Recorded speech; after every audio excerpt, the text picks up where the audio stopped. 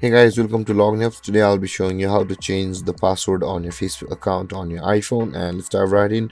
Now to change the password of your Facebook account on your iPhone, first open the Facebook app like this.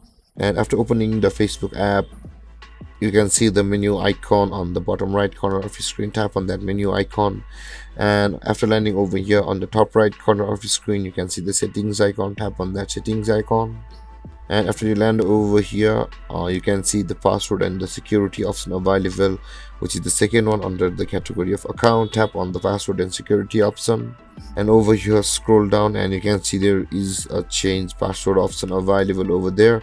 Tap on change password and you will be required to enter your current password, and after that enter your new password over here and you type your new password, and after that tap on update password. Then your password will be changed on your account which you're currently performing the action onto. And there guys, this is how you change your password on your Facebook account from your iPhone. And if you have any confusions or questions regarding your topic, feel free to comment in the comment section below, and don't forget to like, subscribe and hit that bell icon for more videos. Thank you for watching guys. Peace.